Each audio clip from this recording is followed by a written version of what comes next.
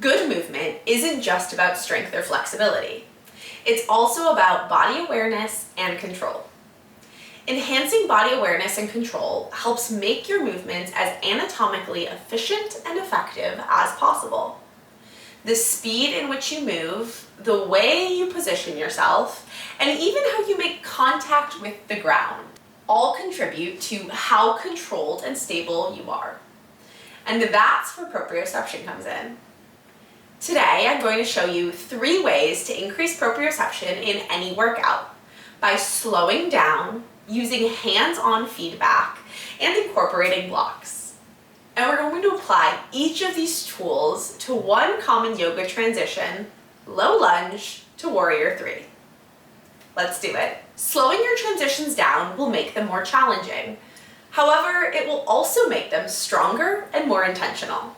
Slowing down gives yourself the time necessary to collect feedback from every point in your body and use that feedback to adjust your positioning in real time. When moving quickly in the transition from low lunge to warrior 3, you rely on momentum instead of true stability. Your back leg springs off the ground and your torso quickly drops, which shifts your body into a shell of a warrior 3 position. But upon a closer look, the torso and hips are not square to the ground, the back leg is turned out to the side, and the lifted toes are not engaged. In contrast, when you move intentionally throughout the transition, you start to feel where your weight is shifting, where you need to engage, and how very small adjustments can make the difference between balance and collapse. Instead of thinking of warrior 3 as the destination that you want to reach as quickly as possible, think of the entire transition as part of the pose as to not rush through it. Let's break it down. Keep your back toes on the ground as you extend through your back leg and begin to lower your torso down. Feel a cohesive line from your toes all the way through the top of your head at about a 45-degree angle to the earth. Engage your glutes and your core as you ground into what will become your standing foot. Shift your weight forward until there is no weight in your back toes and they start to peel off the ground the tiniest bit.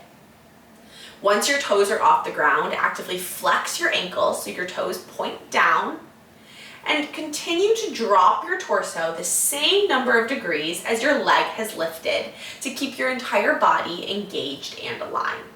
The lumbo-pelvic-hip complex, your center of gravity, is the key to balance. If your hips are out of alignment, your upper body and lower body will both follow. Placing your hands on your hips gives your brain direct sensory feedback on your pelvic tilt and any hip rotation. As you move into warrior 3, your pelvis should remain neutral to keep engagement of your core and glutes. Additionally, both hip bones should point forwards in the same direction as to eliminate the external rotation of your lifted hip. If you feel your hands on one side of your hips dropping or twisting, square your hips before continuing in the transition. Blocks aren't just props. They create a connection to the ground that reinforces stability, allowing you to focus on proper alignment. In this transition, the blocks help distribute weight evenly so you can focus on your upper body, hips, and lower body alignment, along with proper muscle activation. Let's see how this works.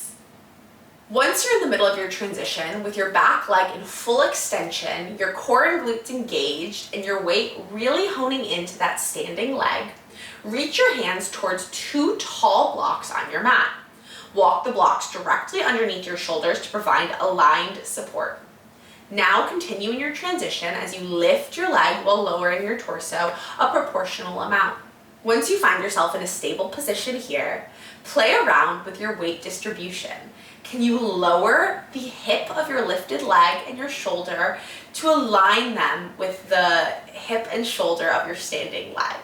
The block will provide the necessary support underneath your shoulders to allow for this exploration. Now let's bring it all together.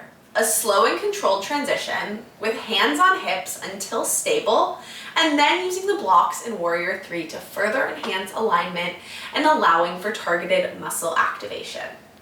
The goal is not perfection, it's awareness. Every time you do this, you're strengthening the pathways that help you move with intention. Proprioception isn't just a skill, it's a tool. And the more you train it, the more stability, control, and awareness you build.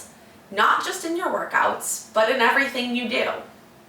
Try applying these 3 techniques to your movement practice this week and let me know which one made the biggest difference for you. Drop a comment below and I'll see you in the next video.